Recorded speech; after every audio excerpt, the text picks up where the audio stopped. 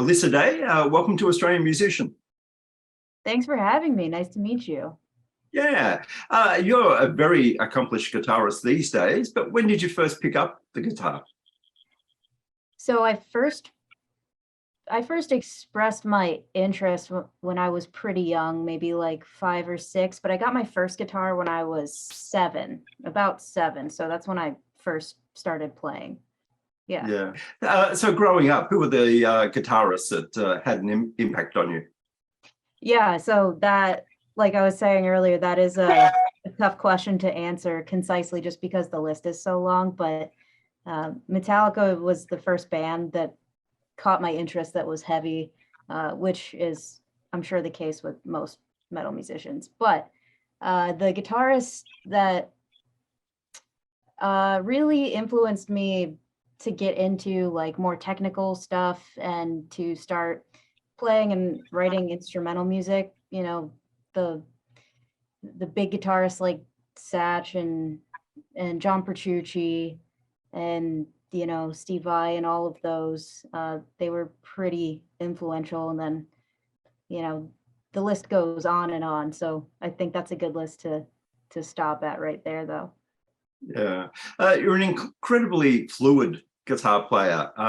Is the guitar the only instrument you learned? Did you play piano too, or is that the fluidity? Is that just lots of practice? Well, first of all, thank you. That's very nice of you to say. But I did play lots of other instruments as a kid. Guitar was the one that I loved the most and took the most seriously. But you asked about piano. I had to take piano classes in college. So, you have to learn all your scales and play Bach inventions and whatnot. So I was decent at it for a while, and then I didn't keep up with it. So I would like to get back into piano playing, but I did that for a couple years in college, like I said, and I played drums a lot growing up. So everything was music oriented in my life when I was a kid. Yeah. And getting into metal, what was the first real metal band that you saw in concert?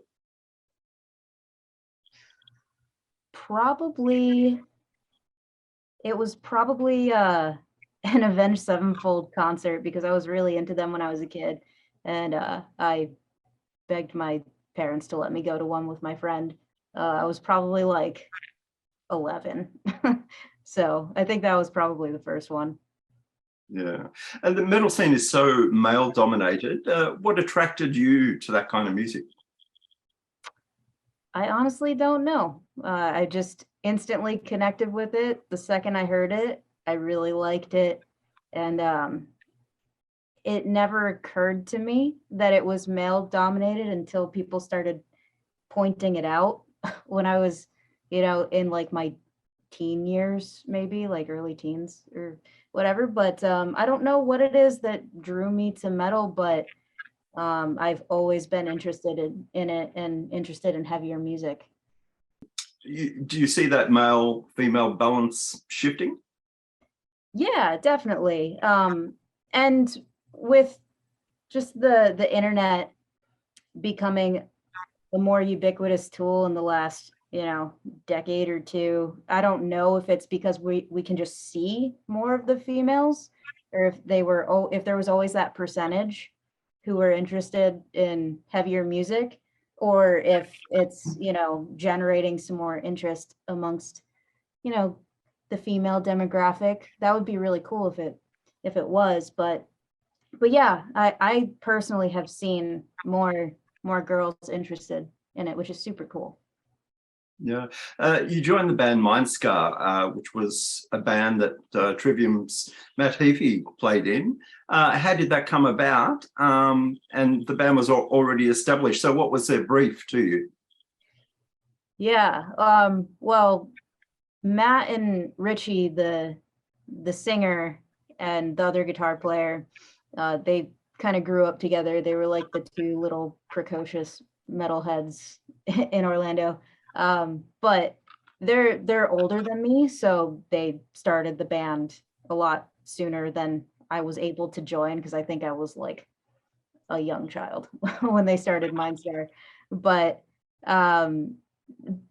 as far as me joining them, it's kind of a long story, so I can keep it kind of abridged, but essentially Richie and I knew each other, the singer, like I said, we just knew each other through the metal scene in Orlando, just playing shows. And I had my own like instrumental project that I did, um, where, just me as a solo guitar player and my band, of course, my other bandmates.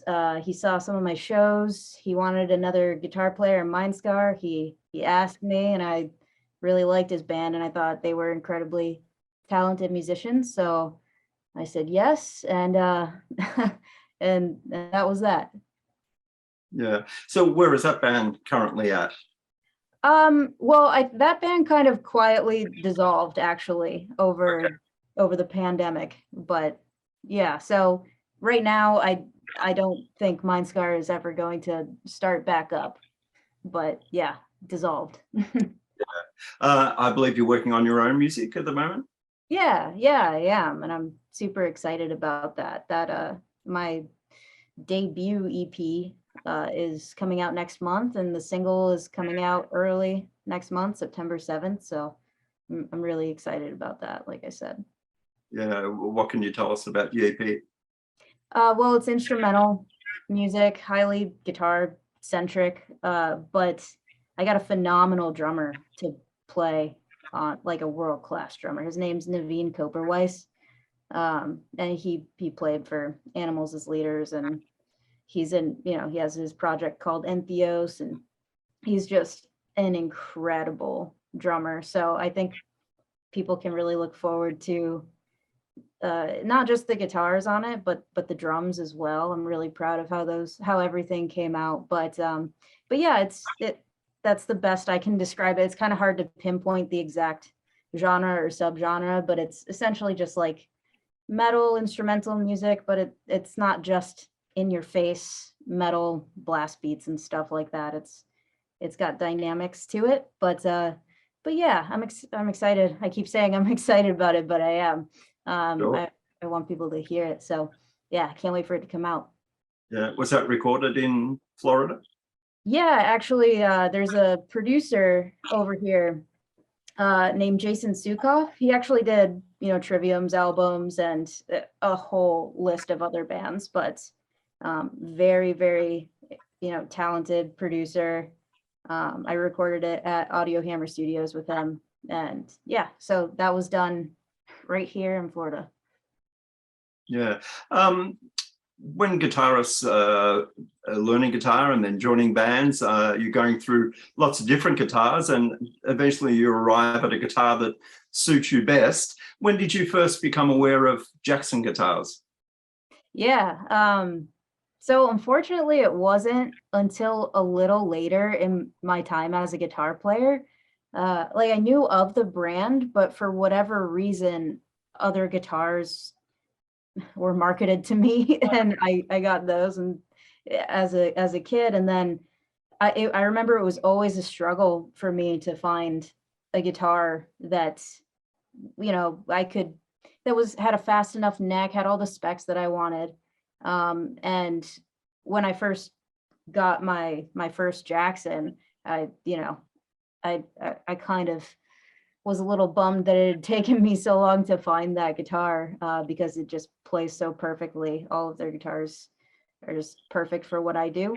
But it wasn't until like my late teens, early 20s maybe. But ever since then, I've just been Jackson through and through. Yeah, you're involved in the promotion of Jackson's new series, the American series, Soloist SL3, which they're promoting as the fastest guitar ever. What are the elements that make it so slick? Yeah, definitely the neck construction, the compound radius. It's got stainless steel jumbo frets. It's got everything. It's equipped with a Floyd Rose. Yeah. The compound radius that you spoke about, does that, I gather that sits well with your playing style? Oh yeah, absolutely. It makes it very comfortable and easy to bend in that upper register. It's great for that. The compound radius is definitely a feature that makes it extremely fast and frictionless to play. The jumbo stainless steel frets and the neck through construction, of course, so you can access those high frets very easily. It's got very dynamic pickups. It's just it's an incredible guitar that it does not limit you by its physical features in any way, shape, or form. Yeah, it comes in 4 finishes. I see you've got the blue one there. Can we have a look at it? Yeah, absolutely. So this is the Riviera blue, and I pretty much only have blue guitars, so this one's perfect for me. It also comes in black, white, and green, which also look awesome. But yeah, it's really quite gorgeous. I mean, the webcam doesn't do it justice, I'm sure. But yeah, matching headstock, very, very nice blue finish on the front and the back. You know, there's that accessible heel joint neck, neck through construction, that is. It's got a nice Floyd on it, and the mother of pearl inlays are very, very pretty, very shiny. I like that about it. Yeah. The rolled edges. Was it the first time you played a rolled edge neck when you picked up this guitar? No. Some of my other guitars have that as well. I do really like that, the rolled edge fretboard. It's it doesn't tend to it doesn't ever feel awkward for me or anything. It feels very natural and smooth. Have you had the opportunity to play this guitar on stage yet? No, I have not. But I very much look forward to doing so. Yeah. Tell me about your stage rig. When you do go out, I imagine you'll go out and play your new EP at some point. What would your stage rig be? Yeah, so I'm in the process of experimenting with some different gear right now. But of course, I'll be using this American Series SL3.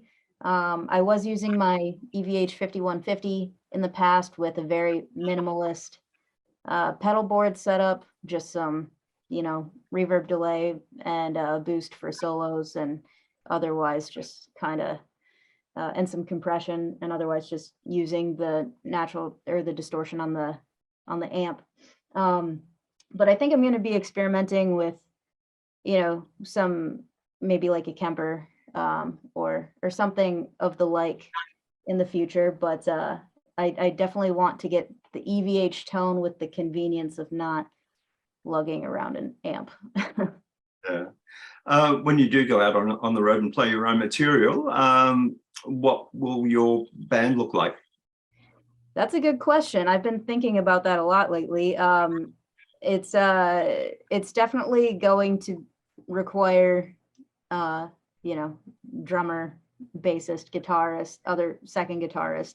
I have some people right now lined up for that, but I'm going to keep that a little bit of a secret until everything is solidified. You teach guitar online. What is it about teaching and passing on knowledge that you like so much? That's a really good question.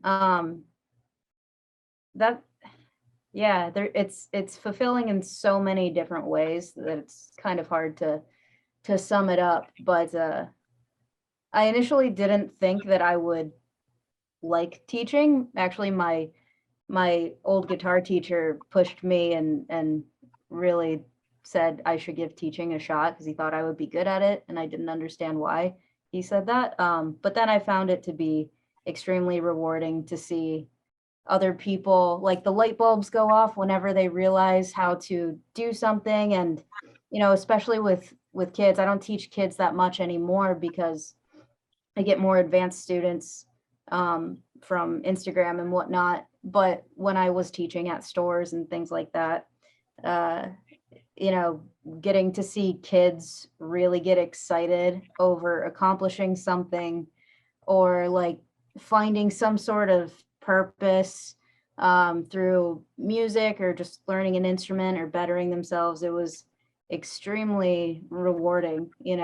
So And that's not to say that it's not also rewarding with adults. It really is. Just watching anybody's brain light up and accomplish something, and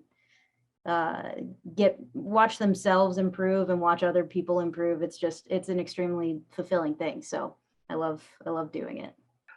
You studied music at college. A lot of guitarists are self-taught and can't read music. What's the argument for learning music theory? What have been the benefits for you in establishing a music career? Yeah, it's another really good question. I never understood. Well, I guess I understand it now, but when I was younger, I never really understood why one wouldn't want to learn music theory if they wanted to be a musician. I understand the argument that a lot of people make, which is it'll limit their creativity in some way. That's the most common argument that I hear. They don't want to be confined to rules, or be stuck in a box or whatever. But that's really not what music theory is. I think that's an unfortunate misconception that a lot of people have about it, because it's not some prescriptive set of rules that you must follow. Well, some old classical rules, yeah, they'll be like, don't do parallel fifths or whatever. But in modern application, music theory is simply just giving terms to music, right? Like, so that you can understand the patterns a little bit better and understand what you're doing more. So it's really just a tool that can help you, because it's not a set of rules. It's just describing what the underlying patterns of music are, if that makes sense. Yeah. You mentioned before that you do lessons on Instagram, short lessons. Do you enjoy that aspect of your music life? Yeah, I think I'll always continue to teach in some capacity. I really like it. It's not something that I feel like I just have to do uh, for money, that is, to make a living. But I genuinely like helping other people improve, and if I can extend my reach at all through social media, Instagram or YouTube or whatever, I think I'll continue to do that.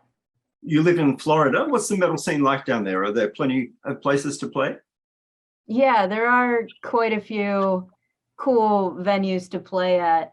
Um, a couple really fun ones have closed down since the pandemic, unfortunately, but there's still plenty of venues to play at.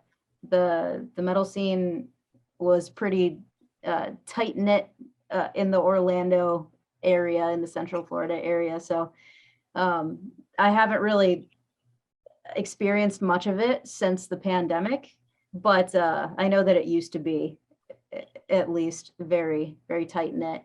And there's a lot of metal bands down here, surprisingly. It's definitely kicking, but yeah, I'm not sure how it compares to other parts of the US or the world even, but there seems to be a healthy amount of metal here. Yeah. What else have you got happening for the rest of the year? I'm really focusing on pushing this EP, and getting as many people to see the music video that I did over the summer as well. That'll be released on September 7th. And I really just want people to hear that and see that. And I'm of course going to continue writing. I already have the next EP pretty much written, actually. So I'm just going to keep doing it. I'm going to keep writing music, keep putting it out there, and we'll see what opportunities arise, I guess. Hopefully one day we'll see you down in Australia with that beautiful blue guitar. I hope so. Yeah, I would love to come over to Australia. Seems like a very fun place. What's the grand plan for Alyssa Day? Well, I try not to get too ahead of myself, because it's hard to predict or control what happens, especially in this industry. But I know that I'm going to keep doing what I'm doing, writing music, putting it out there online for everybody to see, and hopefully play shows in many parts of the world.